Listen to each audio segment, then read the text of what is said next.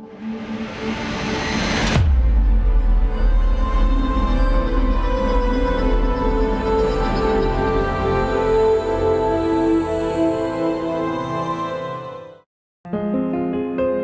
the Lord. Praise the Lord. Hallelujah. Hallelujah. യേശുവേ നന്ദി. യേശുവേ നന്ദി. യേശുവേ സ്തുതി. യേശുവേ സ്തുതി.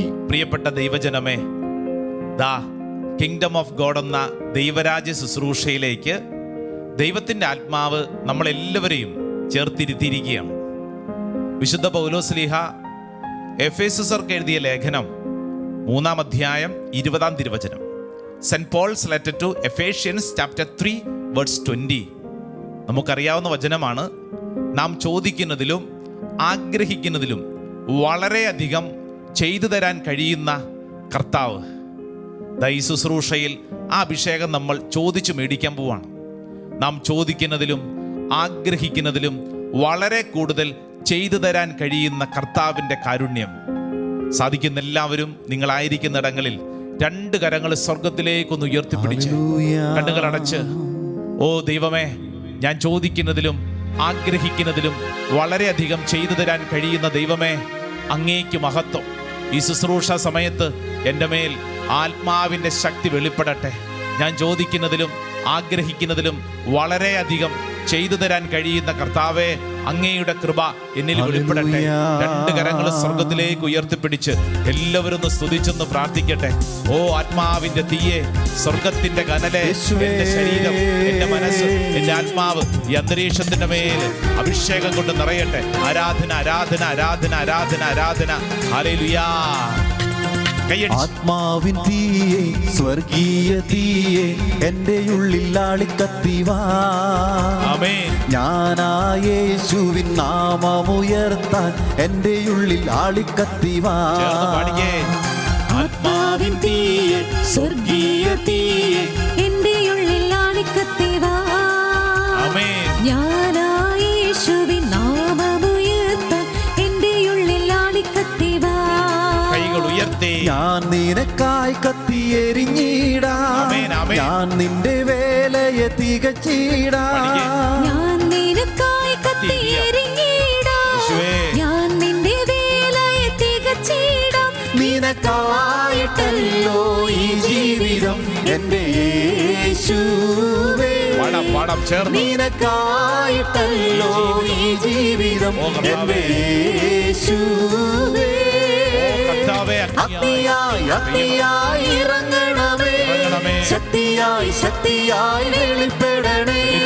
അഗ്നിയായി അഗ്നിയായി ഇറങ്ങണമേ, ശക്തിയായി ശക്തിയായി വെളിപ്പെടണേ. ഒഴുകണേ ഒഴുകണേ, ആത്മശക്തിയായി ഒഴുകണമേ.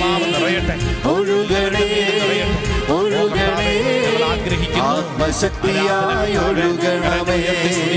ഒഴുകണേ ഒഴുകണേ, ആത്മശക്തിയായി ഒഴുകണമേ. Praise the Lord. Praise the Lord. Hallelujah. Hallelujah. Hallelujah. Hallelujah. സന്തോഷത്തോടെ ആ കൈകളൊക്കെ കൂപ്പി ഒന്ന് പറഞ്ഞ് ഈശോ മിശിഹായ്ക്ക് സ്തുതിയായിരിക്കട്ടെ. ഈശോ മിശിഹായ്ക്ക് സ്തുതിയായിരിക്കട്ടെ. ചുറ്റുവട്ടത്തുള്ളവർക്ക് ദേ ഉയർത്തെഴുന്നേറ്റ യേശു ക്രിസ്തുവിന്റെ അത്ഭുത നാമത്തിൽ ഒരു സ്തുതി കൊടുത്തെ. ഈശോ മിശിഹായ്ക്ക് സ്തുതിയായിരിക്കട്ടെ. ഈശോ മിശിഹായ്ക്ക് സ്തുതിയായിരിക്കട്ടെ. ഹല്ലേലൂയാ. ഹല്ലേലൂയ. സ്വസ്ഥമായി നിങ്ങളായിരിക്കുന്നിടങ്ങളിൽ ഇരിക്കുക. വിശുദ്ധ ഗ്രന്ഥമൊക്കെ എടുത്ത് ഒരു സുന്ദരമായ ദൈവവചനം ദാ ഉയർത്തെഴുന്നേറ്റ യേശു നമുക്കെല്ലാവർക്കും സമ്മാനിക്കുകയാണ്. അതായത് നമുക്കറിയാം, ഈ നാളുകളെന്ന് പറഞ്ഞാൽ ഉയർത്തെഴുന്നേറ്റവൻ ഇടപെടുന്ന അത്ഭുതങ്ങളുടെ നാളുകളാണ്. വിശുദ്ധ യോഹന്നാൻ്റെ സുവിശേഷം 20-ാം അധ്യായം 19-ാം തിരുവചനം. ബൈബിൾ തുറക്കുന്നു. Saint John's gospel chapter 20 verse 19 onwards. 20-ാം അധ്യായം 19 മുതലുള്ള വചനത്തിൽ നമ്മൾ ഇങ്ങനെ വായിക്കുന്നു. ആഴ്ചയുടെ ആദ്യ ദിവസമായ അന്നു വൈകിട്ട് ശിഷ്യന്മാർ യഹൂദരെ ഭയന്ന് കതകടച്ചിരിക്കെ യേശു വന്ന് അവരുടെ മധ്യേ നിന്ന് അവരോട് പറഞ്ഞു, നിങ്ങൾക്ക് സമാധാനം. നമുക്ക് വളരെ പരിചിതമായൊരു ദൈവവചനമാണ്, പലതവണ വായിച്ച് ധ്യാനിച്ചിട്ടുള്ള ദൈവവചനം. ഇതാ ഉയർത്തെഴുന്നേറ്റവൻ ഇടപെടുന്ന അത്ഭുത ദിനങ്ങളാണിത്. വചനം പറയുന്നത് ഒന്നും കൂടെ ശ്രദ്ധിച്ചൊന്ന് വായിച്ചേ. ആഴ്ചയുടെ ആദ്യ ദിവസമായ അന്ന് വൈകിട്ട് എന്ന് പറഞ്ഞാൽ ഏത് ദിവസം?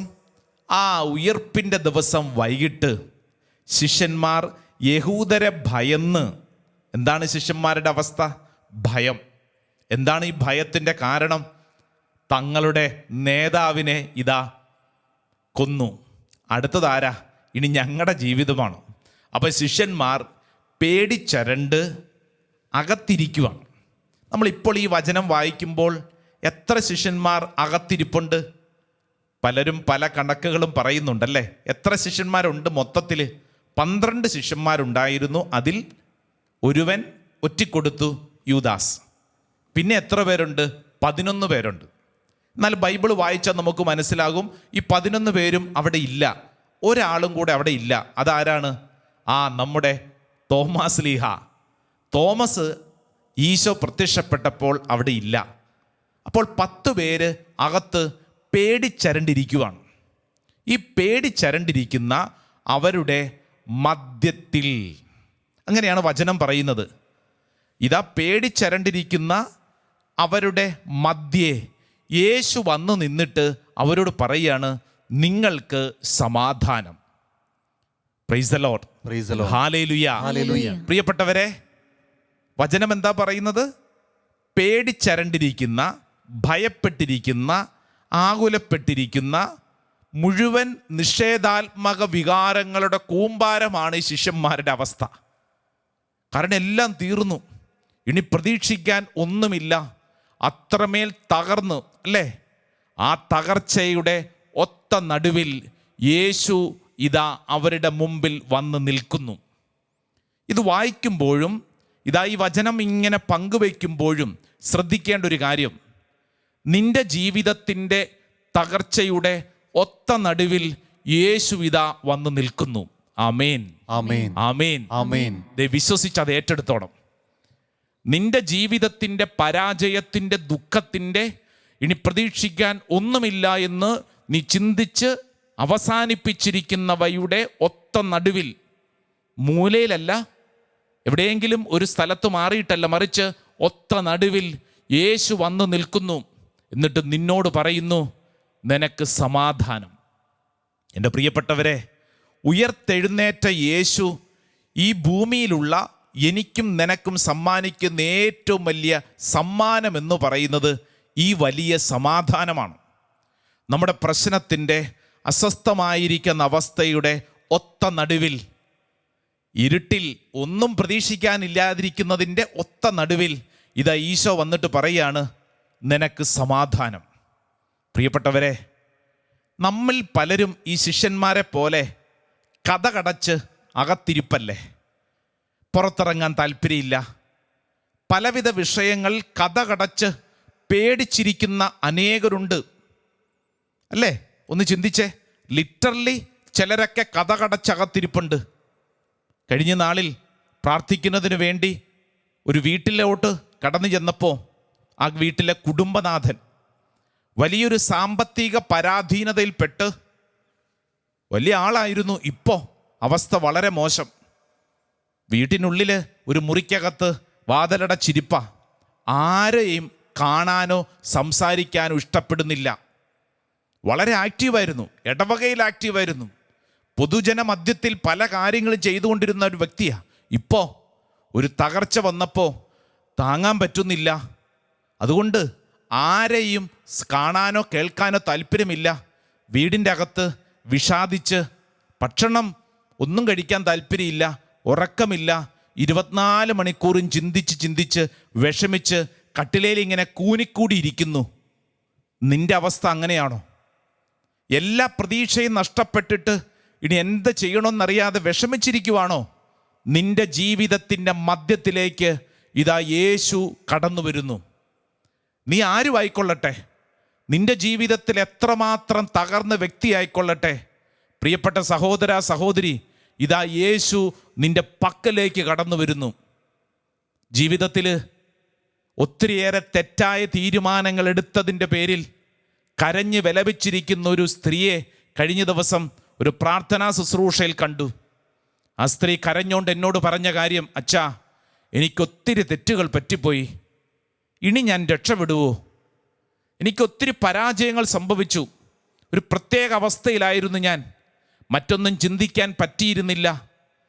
വളരെ ഇരുട്ട് പിടിച്ചൊരവസ്ഥയിലായിരുന്നു. ഇനി ഞാൻ രക്ഷപ്പെടുമോ? എൻ്റെ അവസ്ഥ ഇങ്ങനെയല്ലേ? ആർക്കെന്നെ മനസ്സിലാകും? ഇനി ഞാൻ രക്ഷപ്പെടുമോ? തടവറയ്ക്കകത്ത് കിടക്കുക. ഉള്ളിൻ്റെ ഉള്ളിൽ ഇന്നലകളിലെടുത്ത തെറ്റായ തീരുമാനങ്ങളിൽ വിഷമിച്ച് ഭാരപ്പെട്ട് ഇനി ഞാൻ രക്ഷപ്പെടുമോ എന്ന് വിഷമിച്ചിരിക്കുന്ന ഒരു സ്ത്രീ, ഇതാ നിന്റെ പക്കലേക്ക് യേശു കടന്നു വരുന്നു. ആ സ്ത്രീക്ക് വേണ്ടി പ്രാർത്ഥിച്ചപ്പോൾ കർത്താവ് തന്നൊരു സുന്ദരമായ വചനം പറയട്ടെ. യെശയ്യായുടെ പ്രവചനം 54 അധ്യായം 4 തിരുവചനം. ദാ വചനത്തിൽ ഇങ്ങനെ വായിക്കുന്നു: ഭയപ്പെടേണ്ട, നീ ലജ്ജിതയാവുകയില്ല, നീ അപമാനിതയാവുകയുമില്ല. നിന്റെ യൗവനത്തിലെ അപകീർത്തി നീ വിസ്മരിക്കും. പ്രിയപ്പെട്ടവരെ, ഈ വചനം ആ സ്ത്രീയുടെ മുമ്പിൽ തുറന്നു കാണിച്ചപ്പോൾ ഞാൻ കണ്ട കാഴ്ച എന്തെന്നറിയോ? ആ സ്ത്രീ ഈ വചനം കണ്ടിട്ട്, ഈ വചനത്തിൽ എഴുതിയിരിക്കുന്നത് വായിച്ചിട്ട് കുടുകുടാ കരയുന്നു. എന്നിട്ട് ആ സ്ത്രീ എന്നോട് പറഞ്ഞു, എനിക്ക് വേണ്ടിയിട്ടാണ് ഈ വചനം. ഇതാ ഈ ശുശ്രൂഷയിൽ പങ്കെടുക്കുന്ന എൻ്റെ പ്രിയപ്പെട്ടവരെ, ഇന്നലകളിൽ സംഭവിച്ചു പോയ പരാജയം, ദുഃഖം, തെറ്റായ തീരുമാനത്തിൽ കുടുങ്ങിക്കിടക്കുന്ന നമ്മുടെ ശിഷ്യന്മാരുടെ അവസ്ഥയാണോ? കഥകടച്ചിരിക്കുന്ന അവസ്ഥ.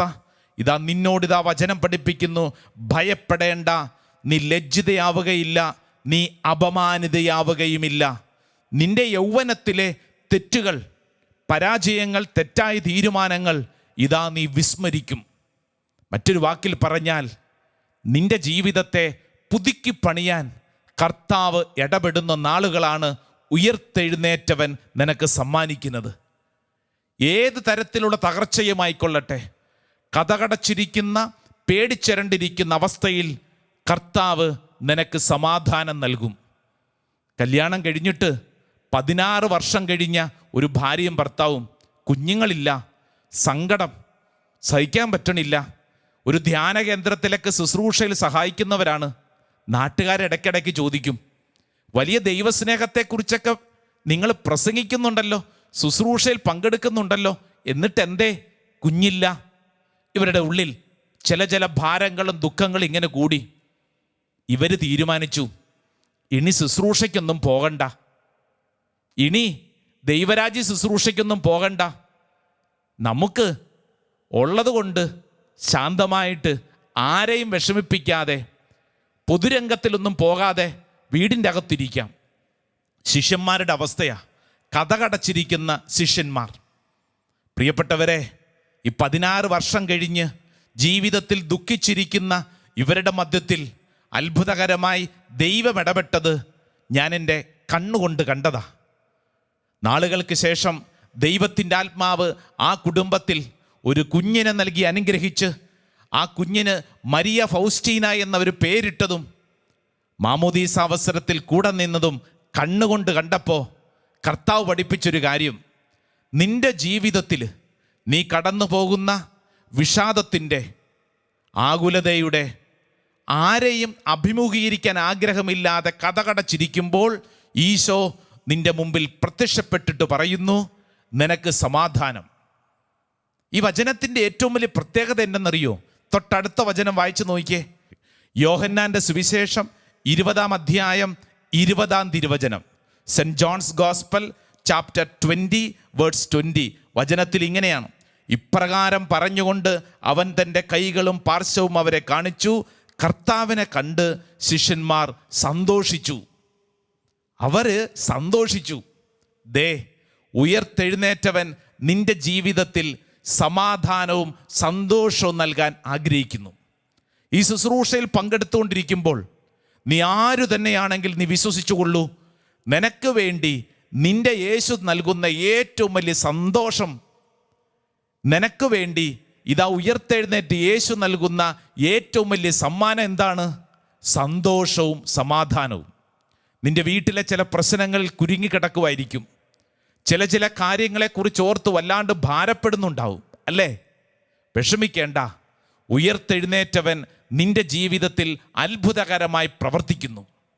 നായിമിലെ വിധവ, തൻ്റെ ഏക മകൻ മരണപ്പെട്ടു, ഇനി എന്താ പ്രതീക്ഷിക്കാനുള്ളത്? എല്ലാം തീർന്നു. അങ്ങനെ സങ്കടപ്പെട്ട് ആ വിലാപയാത്ര മുന്നോട്ട് നീങ്ങുമ്പോൾ ഇതരെ എതിരെ ഒരുവൻ വരുന്നു, യേശു. യേശു അടുത്ത് വന്നിട്ട് ആ അമ്മയെ ഒന്ന് തൊട്ട് ചേർത്ത് പിടിച്ചുകൊണ്ട് എന്താ പറഞ്ഞെന്നറിയോ? കരയേണ്ട, കരയേണ്ട. വെറുതെ പറയുക മാത്രമല്ല, മറിച്ച് ആ വാക്കിനൊരർത്ഥം കൊടുത്തുകൊണ്ട് ഈശോ ആ മരിച്ച മകനെ ഉയർപ്പിച്ചുകൊണ്ട് ആ അമ്മയുടെ കണ്ണുനീര് തുടച്ചു. എൻ്റെ പ്രിയപ്പെട്ട സഹോദര സഹോദരി, നീ ആരു തന്നെയാണെങ്കിലും നിന്റെ കണ്ണുനീര് തുടയ്ക്കുന്ന, നിന്റെ ദുഃഖം കണ്ട് നിന്റെ പക്കലേക്ക് വരുന്ന യേശു. ബെത്സയിദ കുളക്കരയിൽ 38 വർഷമായിട്ട് തളർന്നു കിടന്നിരുന്ന ഒരു വ്യക്തിയെക്കുറിച്ച് വചനം പഠിപ്പിക്കുന്നില്ലേ? യോഹന്നാൻ്റെ സുവിശേഷം 5-ാം അധ്യായം. ഇതാ അവൻ്റെ തളർച്ച കണ്ട് അവൻ്റെ മധ്യത്തിലേക്ക് വന്ന യേശു ഇതാ നിന്റെ പക്കലേക്കും കടന്നു വരുന്നു. നീ ഇപ്പോൾ ഈ ശുശ്രൂഷയിൽ പങ്കെടുക്കുന്നത് ഈ ഭൂമിയിൽ ഏത് സ്ഥലത്തു നിന്നാണെങ്കിലും, നിന്റെ അവസ്ഥ ഏതു തന്നെയാണെങ്കിലും, ഇതാ യേശു ഉയർത്തെഴുന്നേറ്റവൻ നിന്റെ പക്കലേക്ക് വന്ന് നിനക്ക് സമാധാനം നൽകുന്നു. ഹൃദയം തുറന്ന് ഈ ശുശ്രൂഷ സമയത്ത് പ്രാർത്ഥിക്കണം. നമ്മൾ തുടർന്ന് ആരാധനയിൽ പങ്കെടുക്കുകയാണ്. സാധിക്കുന്ന ഇടങ്ങളിൽ സാധിക്കുന്നത് പോലെ ഈ ആരാധനയിൽ നന്നായി ഹൃദയം തുറന്ന് പ്രാർത്ഥിക്കണം. പറ്റുമെങ്കിലൊന്ന് മുട്ടുകുത്തിക്കോളൂ. എന്നിട്ട് ദൈവത്തിന് മുമ്പിൽ ഹൃദയം തുറന്ന് പ്രാർത്ഥിക്കണം. ഈശോയെ എന്ന് വിളിച്ച് പ്രാർത്ഥിക്കണം. നിന്റെ ജീവിതത്തിലെ തകർച്ചയുടെ മധ്യത്തിൽ കടന്നു വരുന്ന യേശു നിന്നിൽ ഇടപെടും. ആമേൻ, ആമേൻ.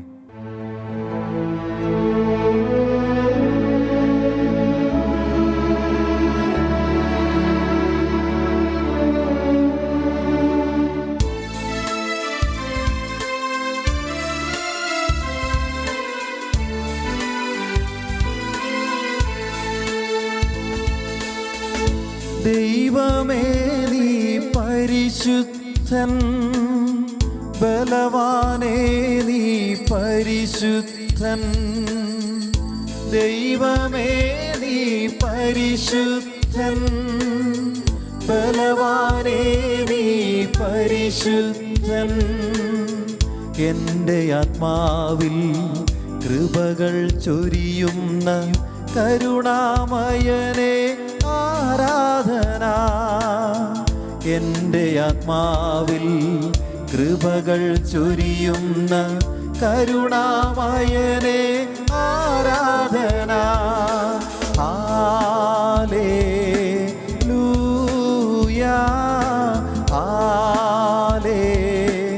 ഹല്ലേലൂയാ, ഹല്ലേലൂയാ, ഹല്ലേലൂയാ. കരങ്ങൾ കൂപ്പി ശിരസ്സു നമിച്ച് ഈശോയുടെ മുമ്പിൽ നമുക്ക് നമ്മളെ തന്നെ സമർപ്പിച്ചുകൊണ്ട് പ്രാർത്ഥിക്കാം. പരിശുദ്ധ പരമ ദിവ്യകാരുണ്യ ഈശോയ്ക്ക് എന്നേരവും ആരാധനയും സ്തുതിയും പുകഴ്ചയും ഉണ്ടായിരിക്കട്ടെ. പരിശുദ്ധ പരമ ദിവ്യകാരുണ്യ ഈശോയ്ക്ക് എന്നേരവും ആരാധനയും സ്തുതിയും പുകഴ്ചയും ഉണ്ടായിരിക്കട്ടെ. പരിശുദ്ധ പരമ ദിവ്യകാരുണ്യ ഈശോയ്ക്ക് എന്നേരവും ആരാധനയും സ്തുതിയും പുകഴ്ചയും ഉണ്ടായിരിക്കട്ടെ. പ്രിയപ്പെട്ട ദൈവജനമേ, പരിശുദ്ധ അൾത്താരയിലുള്ള ജീവിക്കുന്ന ഈശോ ഇതാ നിന്റെ ജീവിതത്തിലേക്ക് കടന്നു വന്ന് നിന്നെ തൊട്ട് സൗഖ്യപ്പെടുത്തുന്ന, നിന്റെ ജീവിതത്തെ ബലപ്പെടുത്തുന്ന ശുശ്രൂഷ സമയമാണ്.